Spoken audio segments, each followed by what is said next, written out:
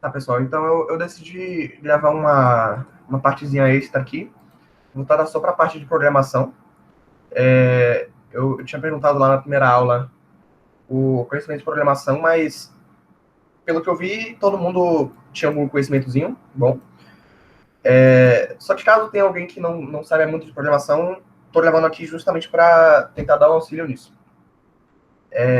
A parte de Arduino em si, que eu vou levar agora, é só sobre o conteúdo da primeira aula, então não tem nada de novo sobre Arduino, é só realmente sobre programação. Então vai ser mais rápido, só um básico mesmo de programação que a gente vai utilizar durante o curso. Então, tá.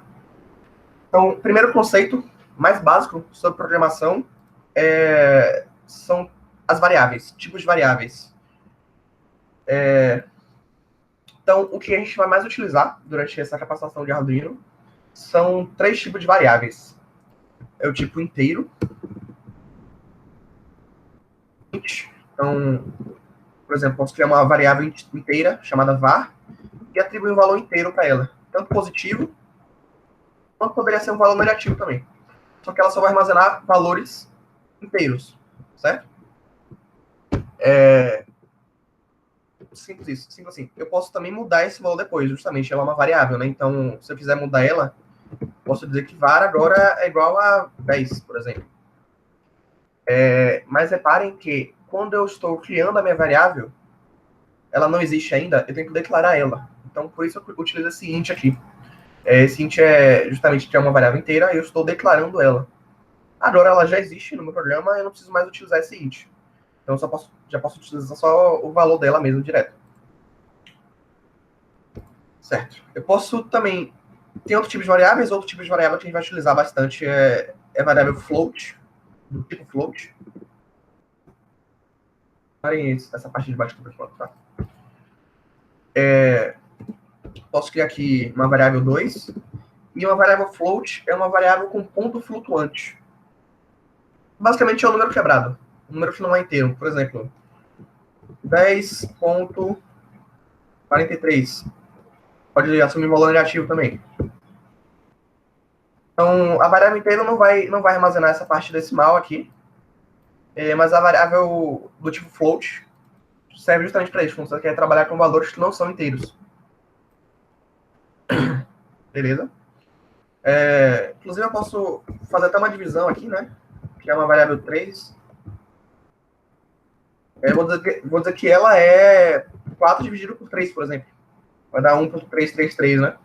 Então, var 3 aqui vai valer 1.333, é um valor quebrado. E eu tenho outro tipo de variável também.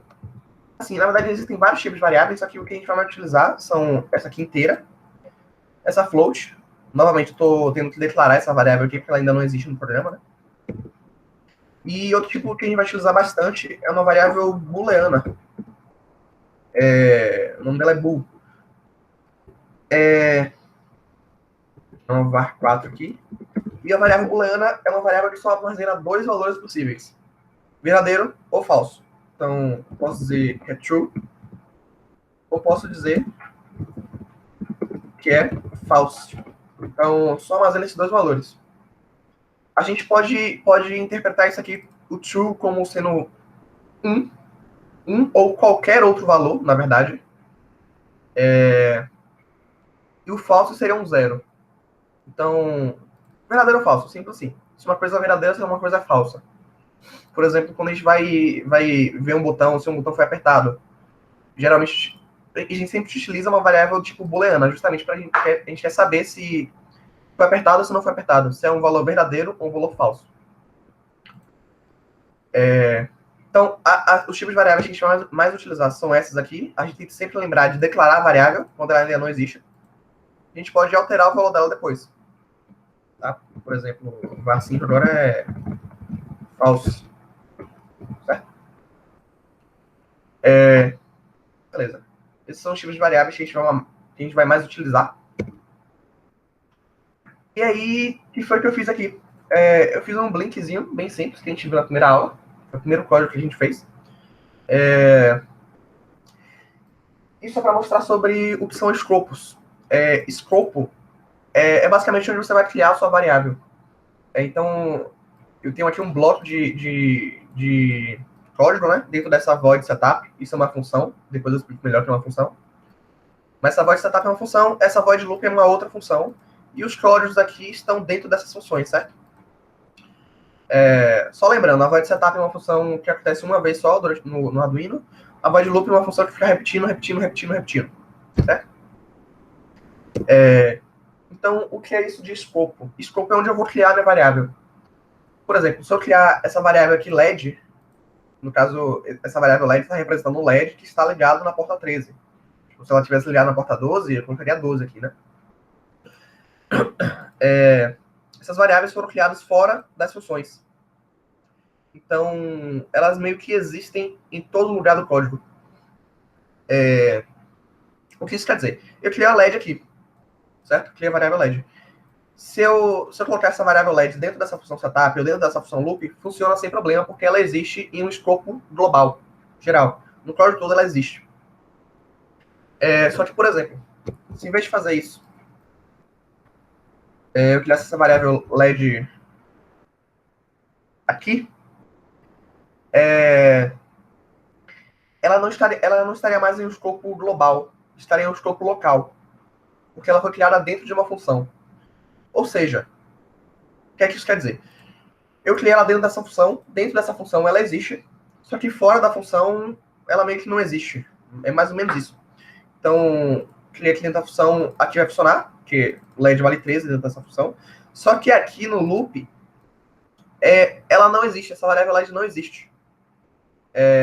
A não ser que eu tivesse criado o valor aqui. Inclusive, quando eu vou declarar uma variável, eu não preciso atribuir um valor para ela, eu posso só criar ela. Certo?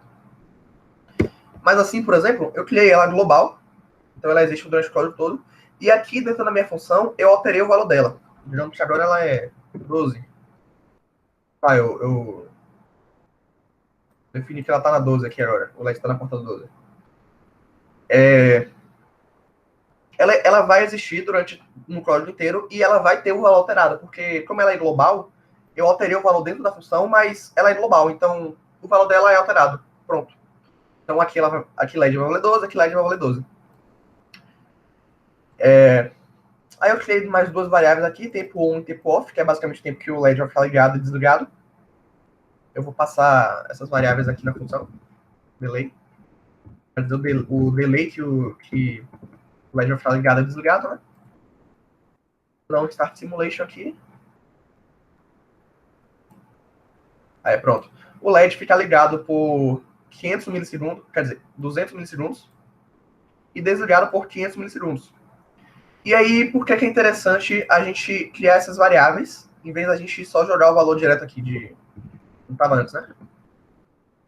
É justamente, se eu quiser alterar esse valor, eu não preciso procurar onde é que está esse delay e mudar aqui na mão, né? Eu posso só vir aqui no início do código, onde eu criei a variável, e alterar. Então, por exemplo, eu quero que ela agora fique mais tempo ligado do que desligado.